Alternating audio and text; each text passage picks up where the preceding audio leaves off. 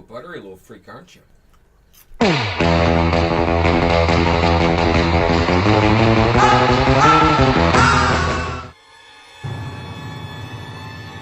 Hey, how's it going, Wizards, and welcome back to a brand new episode of Lying to My Subscribers, where in this episode, I use green screen again, despite saying in the last sit-down video that I don't use it very often. Stick around till the end of the video when I kill a grandma.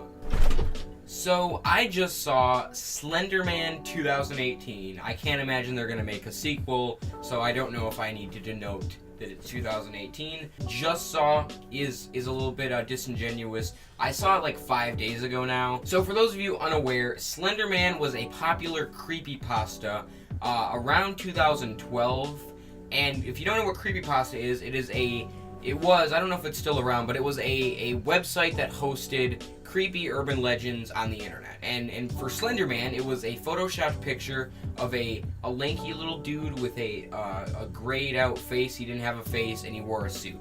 Very creepy, very spooky, and it basically spawned a bunch of stories and a whole lore about Slenderman. Creepypastas kind of got memed after a while, but they were very big, which makes me wonder why they started production for this movie in 2016. By then, the hype was over. In 2012, 2013, maybe as far as like 2014, creepypastas were at their peak. I did not know it existed until the night before it came out. I saw an ad for it on Snapchat and I was like, wow, that looks pretty dumb. And what do you know?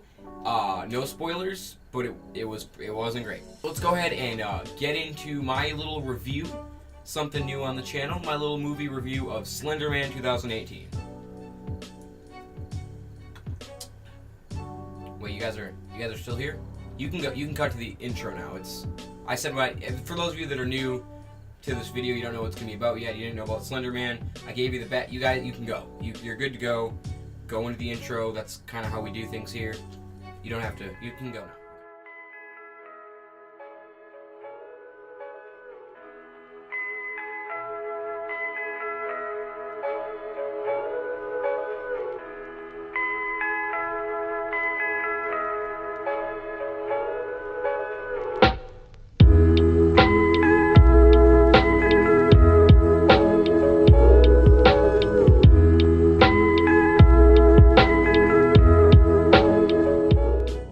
Disclaimer, the video as a whole structurally might be a little bit disorganized, mainly because generally when I make fun of something on this channel, I have a video on my phone to directly reference, you know, a 10-minute video on YouTube or some Instagram post that I can reference and look at and kind of remind myself what I hate about it so much. But unfortunately with a feature-length film, I couldn't record the entire movie. Apparently it's illegal or something. This, of course, is the part of the video where I read the Wikipedia description for the plot, namely because I cannot remember what happened in this god-awful movie. So let's take a look.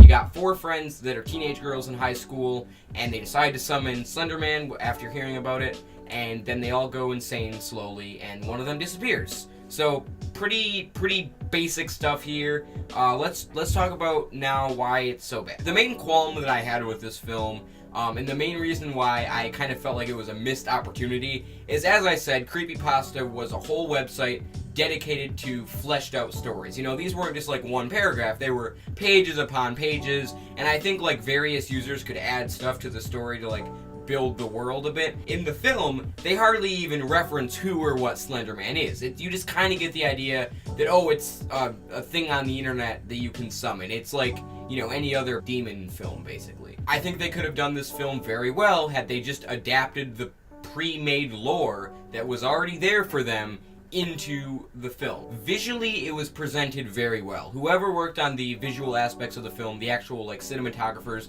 did a pretty good job. There were a couple shots that I remember thinking, oh yeah, that's pretty good.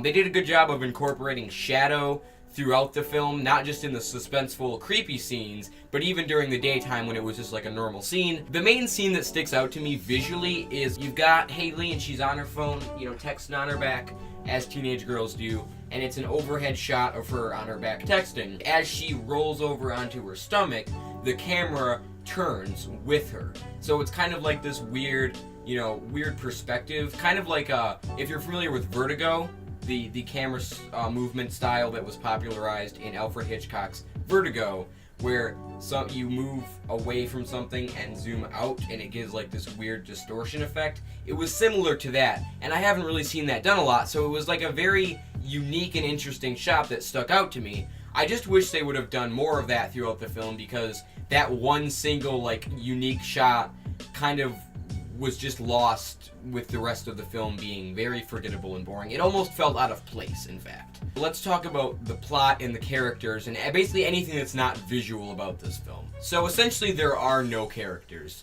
They're extremely bland. They don't really do anything to build the characters, save like a couple little things, and essentially they're extremely forgettable and you don't care about them. And in a horror film, you need one of two things. You either need to care about the characters, as with any movie, or with horror films specifically, you kind of want the characters to be blank enough that you can kind of project yourself onto the characters, so then it's not exactly relatable, but you're in their shoes and you're like, oh shoot, that could happen to me, this is crazy, and I'm very scared. The only like character building that they did was the four girls are very good friends and they care about their friend that got like abducted by Slenderman, which obviously like, who wouldn't? That's not like specific to this film.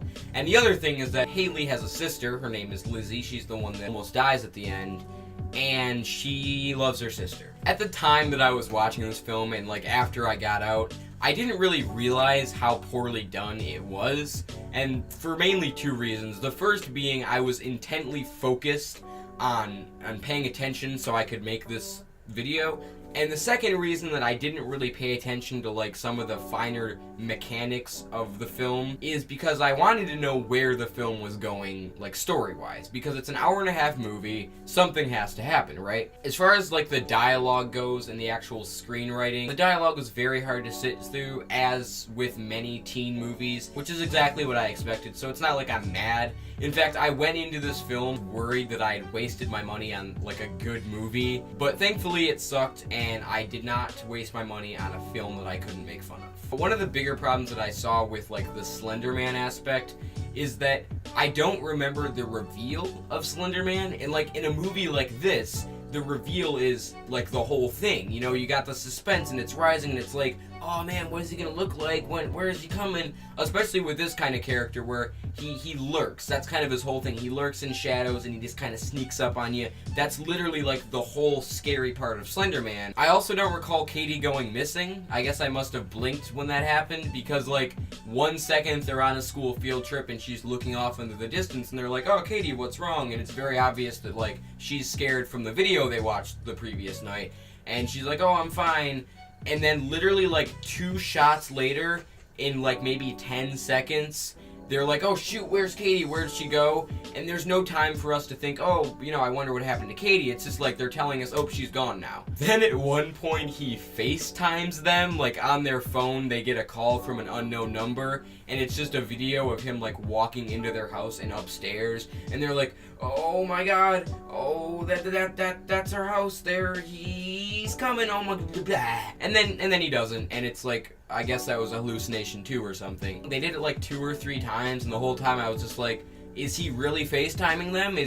Are they like hallucinating because they're so in touch with technology all the time that this is what they imagine he would do? Overall, the film is lazy and feels kind of rushed. There are some elements that I feel like could have been cool, like the FaceTime thing, for example. Had they, explained why that was happening instead of just shoving it into the movie, it could have been cool. It's a new idea that I don't think has been done before, and it was kind of interesting. But instead, it just felt very lazy, boring, and kind of like, what's happening? Are you going to explain it? There were a lot of times in the film where I was thinking, oh, they're going to explain that later, and it's, on purpose, and then they never do explain it, and he's a tree at the end. Honestly, the only way for this film to have been any good was if it ended with like a big Slenderman dance party. They could have had Slenderman and all the characters dancing in a big disco, your classic end credit scenes. He'd have his tentacles going, and they'd be dancing, and they'd be going crazy. Unironically, that would have been the only good ending to this film, and I probably would have paid extra to see it. So yeah, I hope you guys all enjoyed this video. Don't forget to kiss your mom for me. That That sounded kind of weird. Kiss your dad for me, and I will see all of you lovely little wizards in the next video. Goodbye. Roar. Hi, yeah, I'd like to audition for the role of Slenderman. Only the real fans of that movie will get that joke. Earthquake.